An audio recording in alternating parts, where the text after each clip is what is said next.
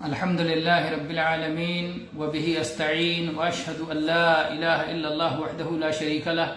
وأشهد أن محمدا عبده ورسوله صلى الله عليه وعلى آله وصحبه وسلم تسليما كثيرا أما بعد. اس روئے زمین پر کیا جانے والا سب سے بڑا گناہ وہ عمل جس کی وجہ سے اللہ تعالیٰ کی سب سے بڑی نافرمانی ہوتی ہے، جو گناہوں میں سر فہرست ہے، وہ شرک اکبر ہے. اللہ اور اللہ کے رسول صلی اللہ علیہ وسلم نے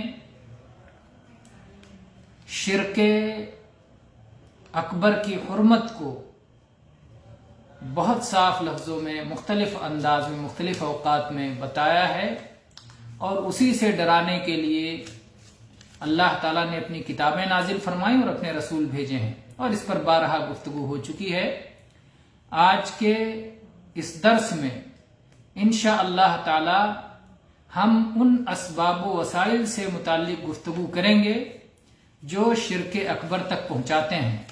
وہ اقوال اور وہ اعمال جو شرک اکبر تک لے جاتے ہیں یا کسی مسلمان کے شرک اکبر میں پڑنے کا سبب بن سکتے ہیں. اللہ کے نبی کریم صلی اللہ علیہ وسلم اپنی امت کے ہدایت کے اور راہ حق پر اور صراط مستقیم پر امت کو چلانے کے لیے انتہائی حریص تھے اور انتہائی تڑپ رکھتے تھے. آپ کی ہمیشہ یہ خواہش تھی کہ آپ کی امت ہلاک ہونے سے محفوظ رہے، تباہ و برباد ہونے سے سلامت رہے، اور ظاہر ہے کہ امت کی بربادی شرک میں پڑنے کی وجہ سے ہوگی، کفر میں جانے کی وجہ سے ہوگی. اس لیے آپ نے شرک اور کفر میں جانے کے اسباب و وسائل تک سے امت کو خبردار کر دیا اور آگاہ کر دیا. اللہ تعالیٰ نے نبی کریم صلی اللہ علیہ وسلم کی شفقت کو بیان کرتے ہوئے قرآن مجید کی سورہ توبہ کی 128 نمبر آیت میں ارشاد فرمایا: لقد جاءکم رسول من انفسکم عزیز علیہ ما عنتم حریص علیکم بالمؤمنین رؤوف الرحیم. تمہارے پاس وہ رسول آئے ہیں جو تمہارے اپنے میں سے ہیں، اور جس چیز کی بنا پر تمہیں کوئی مشقت ہوتی ہے وہ ان پر بھی بہت گراں ہے، اور وہ تمہاری ہدایت کے، تمہاری بھلائی کے، تمہاری خیر کے بڑے حریص اور بڑے خواہش مند اور آرزو مند ہیں. اہل ایمان پر وہ بڑے رؤوف و رحیم اور بڑے شفیق اور مہربان ہیں. ابو ذر رضی اللہ عنہ فرماتے ہیں، یہ روایت المعجم الکبیر طبرانی میں بسند حسن موجود ہے. ابو ذر رضی اللہ عنہ کہتے ہیں: ترکنا رسول اللہ صلی اللہ علیہ وسلم وما طائر يقلب جناحيه في الهواء الا وهو يذكرنا منه علما. قال وقال رسول الله صلى الله عليه وسلم ما بقي شيء يقرب من الجنة ويباعد من النار الا بین لکم یا الا بین لکم. اللہ کے نبی صلی اللہ علیہ وسلم کے بارے میں ابو ذر رضی اللہ عنہ کہتے ہیں کہ رسول اللہ صلی اللہ علیہ وسلم جب ہمیں چھوڑ کر گئے تو ہوا میں اڑنے والے پرندے، جو بھی پرندہ ہوا میں اڑ رہا ہے اپنے بازوؤں کو پھڑپھڑا رہا ہے، اس کے تعلق سے بھی ہمیں علم دے کر کے گئے. یعنی کیا حلال ہے، کیا حرام ہے، کون سی چیز جنت میں لے جانے کا سبب ہے، کون سی چیز جہنم میں پہنچانے کا سبب ہے. ہر ایک تعلق سے آپ نے دین کو مکمل کر کے، شریعت کو مکمل کر کے گئے، ناقص چھوڑ کے نہیں گئے. کوئی ایسی چیز جس کا شرعی حکم جاننے کی انسانوں کو ضرورت ہو اور وہ اللہ کے نبی صلی اللہ علیہ وسلم نے انہیں بتائی نہ ہو، ایسا نہیں ہے. اسی لیے کہا کہ رسول اللہ صلی اللہ علیہ وسلم نے فرمایا کہ جو چیز تمہیں جنت سے قریب کر سکتی ہے اور جہنم سے دور کر سکتی ہے، وہ سب کچھ تمہیں بیان کر دیا گیا ہے، کسی چیز کا بیان باقی نہیں رہ گیا ہے. اور اسی طرح سے نبی کریم صلی اللہ علیہ وسلم کی یہ حدیث جو صحیح اور بخاری میں اور صحیح مسلم میں ثابت ہے. صحیح بخاری کتاب الرقاق باب الانتہاء من المعاصی حدیث نمبر 6483 اور صحیح مسلم کتاب الفضائل باب شفقتہ صلی اللہ علیہ وسلم علی امتہ ومبالغتہ فی تحذیرہم مما یضرہم حدیث نمبر صحیح مسلم کی حدیث نمبر 2284 ابو ہریرہ رضی اللہ عنہ کی حدیث اور ایسے ہی جابر رضی اللہ عنہ کی حدیث جو اس حدیث کی شاہد ہے صحیح مسلم میں 2285 نمبر پر وہ اس طرح سے کہ اللہ کے نبی صلی اللہ علیہ وسلم نے اپنی مثال بیان کر کے فرمایا، بات واضح کی. آپ نے کہا انما مثلی ومثل الناس کمثل رجل استوقد نارا، میری مثال اور بقیہ انسانوں کی مثال ایسے ہے کہ جیسے کسی انسان نے آگ جلائی. ایک انسان نے آگ جلائی اور جب آگ کے چاروں طرف روشنی پھیل گئی تو پتنگے اور آگ میں کودنے والے پتنگے وہ آنے لگے. وہاں پر جو جانور جو کیڑے مکوڑے آگ میں کود پڑتے ہیں وہ آگ میں کودنے کے لیے آنے لگے اور گرنے لگے، اور وہ آدمی ان کی کمر پکڑ کے انہیں روک رہا ہے، لیکن وہ اس پر غالب آ جاتے ہیں اور وہ آگ میں کود جاتے ہیں. اللہ کے نبی صلی اللہ علیہ وسلم فرمائے کہ میری مثال ایسی ہے کہ میں تمہاری کمر پکڑ کے تمہیں آگ سے بچا رہا ہوں، جہنم کی آگ سے روک رہا ہوں، زبان سے بھی کہہ رہا ہوں کہ جہنم سے بچ جاؤ، لیکن تم مجھ پر غالب آ جاتے ہو، مجھ سے آگے بڑھ جاتے ہو اور تم آگ میں کود جاتے ہو. اللہ اکبر. اتنی ہمدردی. جب آدمی کسی کو کسی چیز سے روکنا چاہتا ہے، کچھ نہیں پایا، کپڑے پکڑ لیا، ہاتھ پکڑ لیا، پیر پکڑ لیا، دامن پکڑ لیا، روکتا ہے. لیکن جب کسی کو پوری مضبوطی کے ساتھ روکنا چاہتا ہے تو اس کی کمر پکڑ لیتا ہے مضبوطی کے ساتھ، پہلو میں ہاتھ ڈال کے دونوں ہاتھوں سے جکڑ لیتا ہے کہ یہ انسان چھوٹ کے جا نہ سکے. تو اللہ کے نبی صلی اللہ علیہ وسلم فرماتے ہیں کہ میں نے تمہاری کمر پکڑ رکھی ہے، اتنی مضبوطی کے ساتھ میں نے تمہیں سمجھایا ہے، تمہیں روکا ہے، اتنی میری ہمدردی ہے تمہارے ساتھ میں، لیکن تم ہو کہ جہنم کی آگ میں کودتے جا رہے ہو. تو یہ ہے لوگوں کا معاملہ. نبی صلی اللہ علیہ وسلم کی خیرخواہی ایک طرف اور لوگوں کی ناسمجھی اور نادانی دوسری طرف. تو نبی صلی اللہ علیہ وسلم نے توحید کے پہلو کی حفاظت کے لیے، کیونکہ توحید ہی جنت میں لے جانے والی ہے،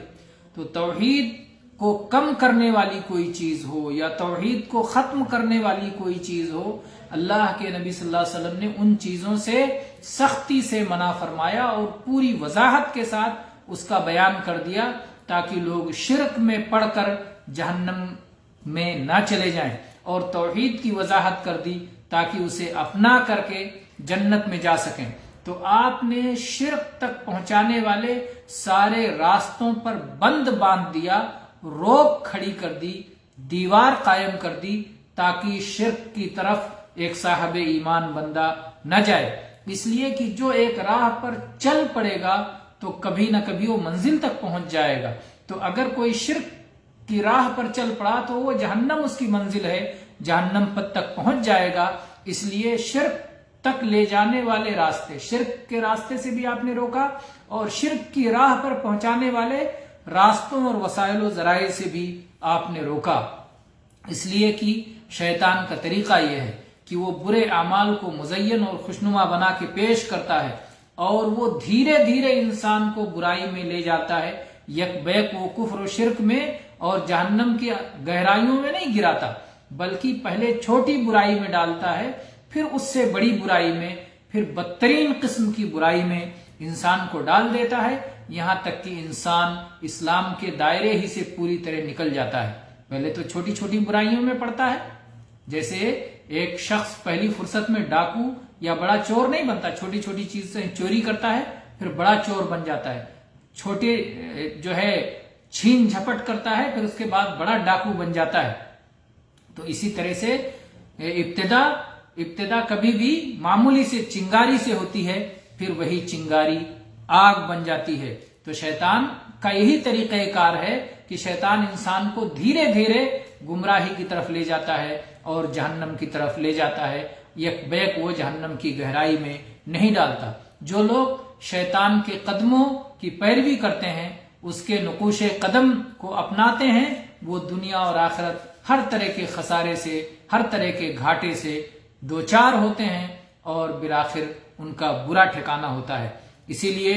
جب نبی کریم صلی اللہ علیہ وسلم کی نافرمانی میں آپ کی امت کا کوئی شخص مبتلا ہوتا ہے اور آپ کی روکی ہوئی چیزوں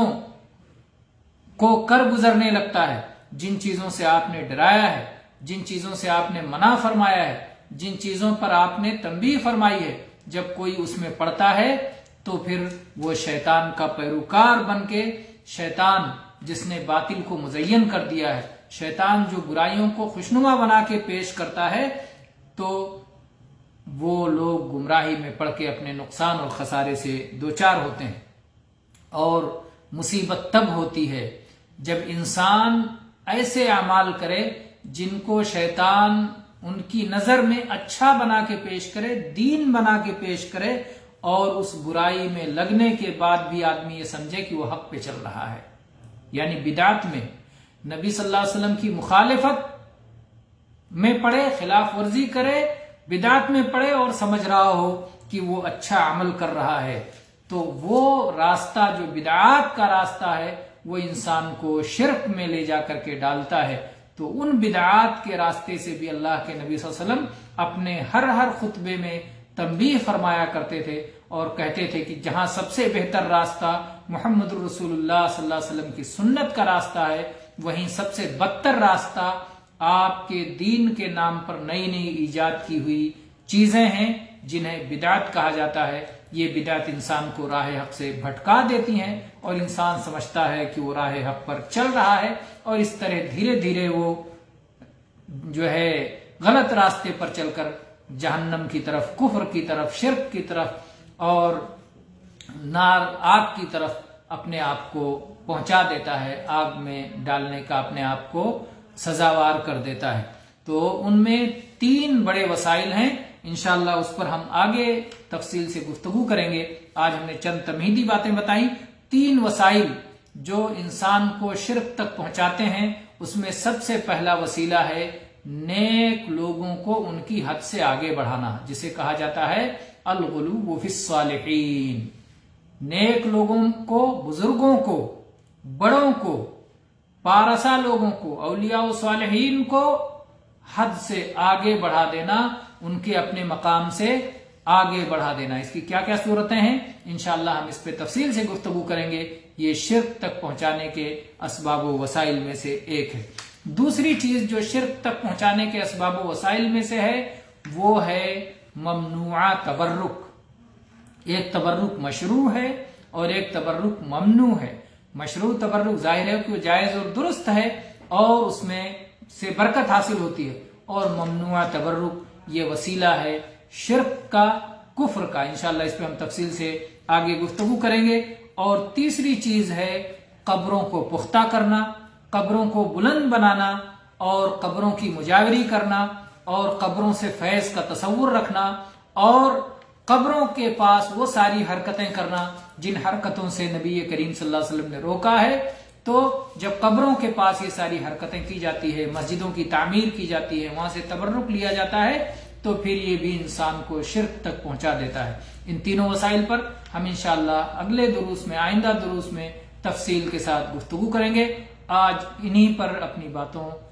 کو ختم کیا جاتا ہے۔ وآخر دعوانا ان الحمد للہ رب العالمین وصلی اللہ علی نبینا وسلم۔